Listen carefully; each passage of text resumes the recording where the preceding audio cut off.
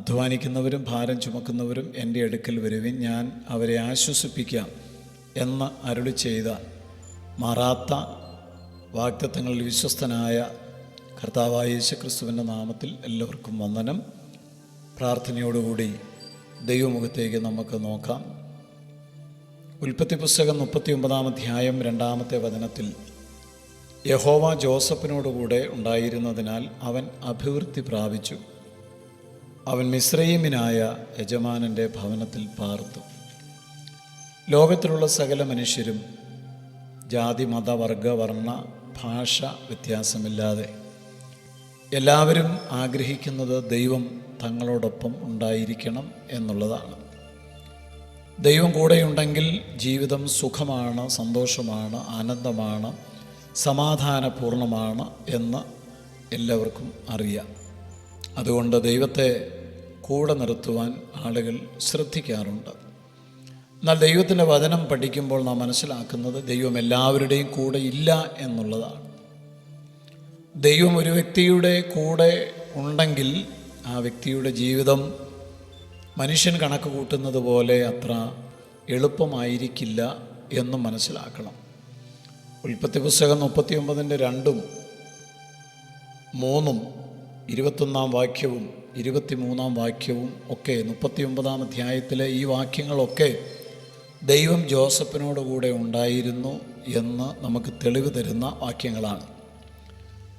ജോസഫിനോടുകൂടെ ദൈവം ഉണ്ടായിരുന്നു എന്ന് നാം മനസ്സിലാക്കുന്നു. ദൈവം ജോസഫിനോടുകൂടെ ഉണ്ടായിട്ടും എന്തുകൊണ്ട് സഹോദരന്മാർ ജോസഫിനെ നിന്ദിച്ചു? എന്തുകൊണ്ട് പൊട്ടക്കിണറ്റിൽ ജോസഫിനെ ഇട്ടുകളയുവാൻ ദൈവം അനുവദിച്ചു? എന്തുകൊണ്ട് ജോസഫിനെതിരെ കള്ള ആരോപണങ്ങൾ ഉന്നയിക്കപ്പെട്ടു? തെറ്റൊന്നും ചെയ്യാത്തവനായി കാരാഗൃഹത്തിൽ എന്തുകൊണ്ട് ജോസഫ് അടയ്ക്കപ്പെട്ടു? താൻ എവിടെയൊക്കെ ചെന്നിട്ടുണ്ടോ അവിടെയൊക്കെ ഒരുപാട് പ്രതിസന്ധികൾ നേരിടേണ്ടതായിട്ട് വന്നിട്ടുണ്ട്. ദൈവം കൂടെ ഉണ്ടായിട്ടും ഇതൊക്കെ എന്തുകൊണ്ട് ജോസഫിന് സംഭവിച്ചു എന്നുള്ള ചോദ്യം സ്വാഭാവികമാണ്. ഗിദെയോൻ എന്ന മനുഷ്യൻ ഒരിക്കൽ ചോദിച്ചു, യഹോവ നമ്മോട് കൂടെ ഉണ്ടെങ്കിൽ ഇതൊക്കെയും നമുക്ക് സംഭവിക്കുന്നത് എന്തുകൊണ്ടാണ്? എന്താണ് സംഭവിച്ചത്? അവർ വിതയ്ക്കും, പക്ഷേ ശത്രുക്കൾ വന്ന് അവർ വിതച്ചത് കൊയ്തെടുക്കുന്നതിന് മുമ്പ്, അനുഭവിക്കുന്നതിന് മുമ്പ് അവർ അപഹരിച്ചു കൊണ്ടുപോകും. ദൈവം കൂടെയുണ്ടെങ്കിൽ എന്തുകൊണ്ട് ഇതൊക്കെ സംഭവിക്കുന്നു എന്ന് അവർ ചോദിച്ചത് ഇതുകൊണ്ടാണ്.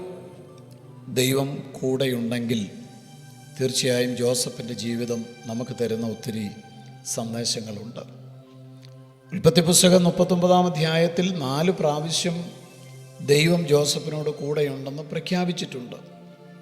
പൊത്തിഫോറിൻ്റെ ഭവനത്തിൽ അടിമയായി എത്തിയ ജോസഫിനോടുകൂടെ യഹോവ ഉണ്ടായിരുന്നത് കൊണ്ട് അവൻ ആ ഭവനത്തിൻ്റെ മേൽവിചാരകൻ ആയിത്തീർന്നു. പൊത്തിഫറിൻ്റെ ഭാര്യയുടെ പ്രലോഭനങ്ങൾക്ക് കീഴ്പ്പെട്ട് അവളുമായി പാപം ചെയ്യാതിരുന്നതിനാൽ അവൻ അന്യായമായി കാരാഗൃഹത്തിൽ അടയ്ക്കപ്പെട്ടു. എങ്കിലും അവിടെ ദൈവം അവനോട് കൂടെ ഉണ്ടായിരുന്നതിനാൽ കാരാഗൃഹ പ്രമാണിക്ക് അവനോട് ദയ തോന്നുവാൻ ഇടയായി. തടവുകാരുടെ മേൽനോട്ടം വഹിക്കുവാൻ ദൈവം ജോസഫിനോട് കൂടെ ഉണ്ടായിരുന്നത് കൊണ്ട് കാരാഗൃഹ പ്രമാണി ജോസഫിനെ ചുമതലപ്പെടുത്തി. താൻ വിളിച്ചു വേർതിരിക്കുന്നവരെ അനുഗ്രഹിക്കുന്ന പദവിയിലേക്ക് ഉയർത്തേണ്ടതിന് ദൈവം അങ്ങനെയുള്ളവരെ കഷ്ടതയുടെ അനുഭവങ്ങളിലൂടെ കടത്തിവിടുമ്പോഴും ദൈവം അവരോട് കൂടെ ഉണ്ടായിരിക്കും എന്നുള്ളത് ജോസഫിൻ്റെ അനുഭവത്തിൽ നിന്ന് നാം മനസ്സിലാക്കണം.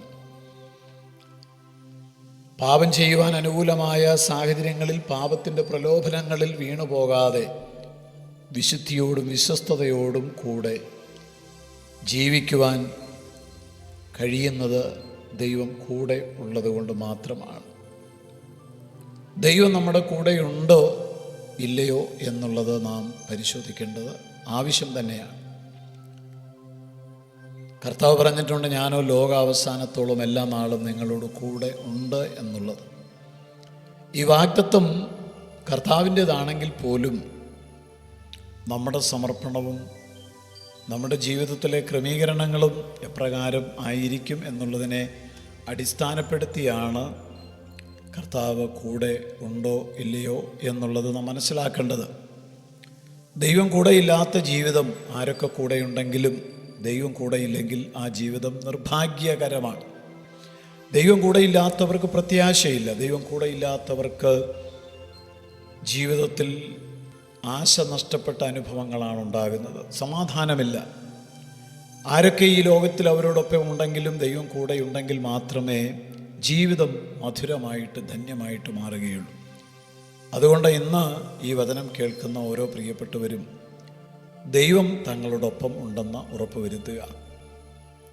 ദൈവം കൂടെയുണ്ട് എന്ന് ഉറപ്പുണ്ടായിട്ടും പരീക്ഷകളും പ്രതിസന്ധികളും അടിക്കടി വർദ്ധിക്കുന്നുണ്ടെങ്കിൽ അതിനപ്പുറത്ത് ദൈവം നമുക്ക് വേണ്ടി ചിലത് ഒരുക്കിയിട്ടുണ്ട്. നന്മകൾ നമുക്ക് വേണ്ടി വെളിപ്പെടുത്തുവാൻ ദൈവം ആഗ്രഹിക്കുന്നു എന്നുള്ളതും മനസ്സിലാക്കുക. കർത്താവെ, ഞങ്ങളെ കേൾപ്പിച്ച ഇവിടുത്തെ വചനത്തിനായി സ്തോത്രം.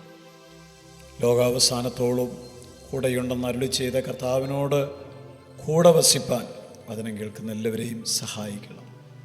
അവിടുത്തെ സാന്നിധ്യം ഞങ്ങൾക്ക് സ്വസ്ഥത നൽകുന്നത് കൊണ്ട് സ്തോത്രം. ക്രിസ്തുയേശുവിൻ നാമത്തിൽ തന്നെ ആമേൻ.